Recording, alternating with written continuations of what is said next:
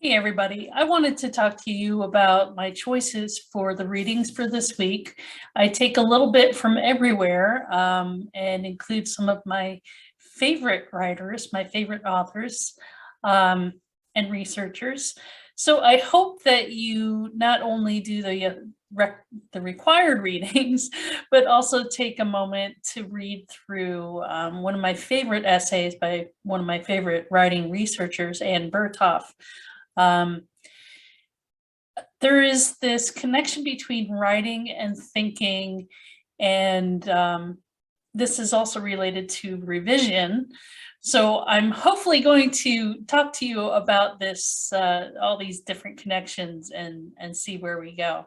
So with Anne Lamott, that's the reading Shitty First Drafts. This one I like to assign to students because first of all, it's very humorous. She's a very fun writer to read. And of course, it's very accessible. And it's just something that helps you realize that, at the right words rarely flow out and onto the paper, even for published and successful writers.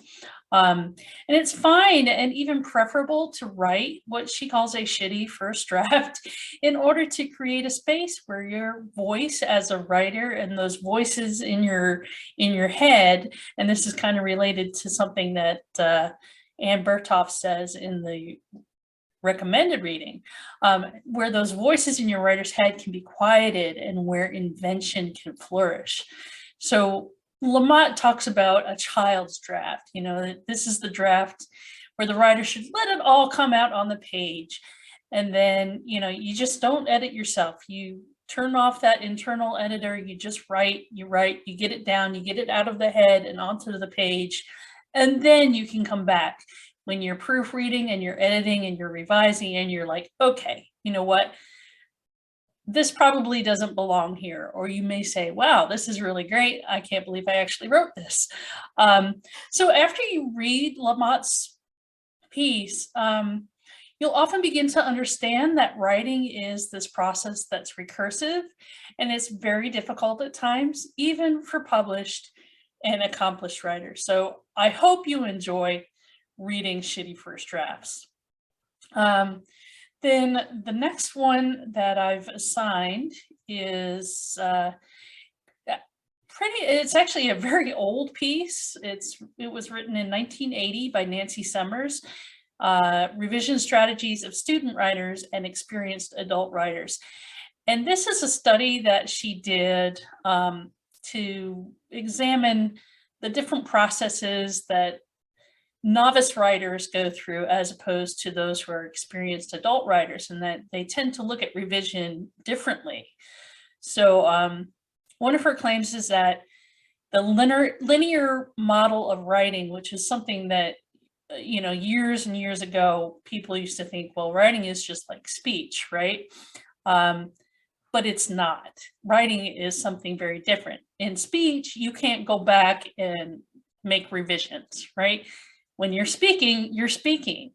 As I'm doing this is probably my fourth attempt at getting this lecture out of my head and out of my mouth, and I can't go back and correct it unless I stop the tape, stop recording, stop the tape, that's really antiquated, stop recording and then go back and try to redo what I've already spoken about. So the linear model of writing is outdated. Writing is not just like speech. And that movement fails to take into account what Sommers says, the recursive shaping of thought by language. What it fails to take into account is revision. Remember, revision isn't just replacing words, it's not proofreading, it's not editing, it's actually re-seeing your text and making something more meaningful out of it. And so some of the things that I want you to keep in mind with Sommers, yes, this study that she did comparing experienced writers and novice writers or student writers, that was in 1980. That was a long time ago. That was before I was in high school.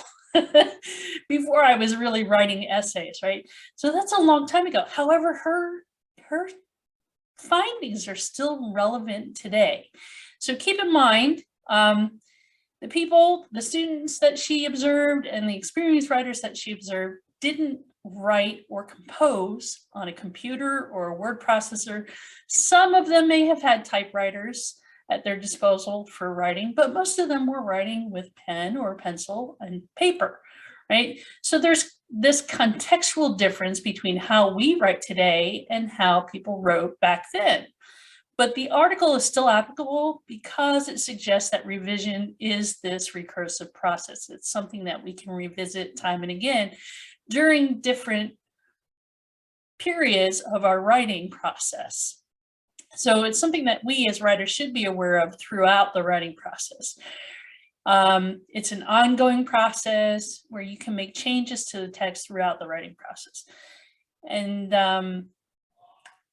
the students that Sommers studied focused on lexical, that is their word choices, lexical changes when they revised. They were less inclined to think in terms of changing phrases or changing sentences or even changing themes in their writing. Whereas experienced writers tend to, quote unquote, discover meaning as they revise. And this is where Berthoff comes in, the recommended reading. So I have this piece from her book, The Making of Meaning, which was also written in 1980, and it's called Learning the Uses of Chaos. As an introductory reading, Berthoff's essay is helpful for those who are beginning the study of various theories of composition, like we are in this class. Midway into her essay, Berthoff introduces the idea that she suggests in her title, The Generation and Uses of Chaos. And she states, quote, and this is on page 69 in the handout, meanings don't just happen, we make them. We find and form them. In that sense, all writing courses are creative writing courses. Learning to write is learning to do deliberately and methodically with words on the page, what we do all the time with language. Meanings do not come out of the air. We make them out of the chaos of images, half-truths, remembrances, syntactic fragments from the mysterious and the unformed.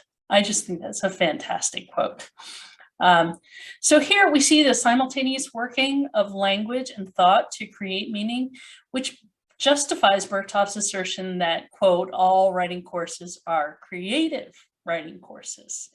The very act of writing creates a semblance of order out of that chaos. It imposes meaning on the seemingly disconnected varieties of input from the outer and the inner worlds, right? We have all those sensory impressions that come at us from the outer world, as well as all the thoughts that are jumbled up inside our heads, right? So that's what I mean by the outer and the inner worlds.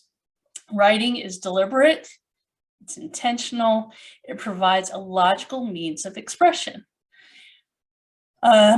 A visual analogy to this concept of the generation and uses of chaos is to consider a lump of clay, which could be fashioned in any number of ways to represent something previously mysterious and unformed into something recognizable and or meaningful. Likewise, as humans, we had the raw materials or that generated chaos of language and thought and sensory impressions at our disposal, which we then fashion through writing into something ordered with created meaning. Further, Berthoff asserts that, quote, when we teach revision as a phase of the composing process, we are teaching just that, re-seeing the ways out of chaos. And that's also on page 69 to 70. To revise is to re-see, to take another look at what is meant through writing to ensure it's the right meaning that we wish to convey. If the meaning isn't clear to us as composers and as writers, it certainly won't be clear to the reading audience. So in this way, you as student writers can realize that language is potentially chaotic And your job as creators of meaning is to find the most accurate way of using that chaos to get out of the chaotic state. So I hope that you take a look at Berthoff. It's a short piece, probably only about 5 pages, I think, 5, short pages. And so, yeah, that's Berthoff, and those are the thoughts that have, writing and thinking and revision and making meaning all connected. And I think it's such a wonderful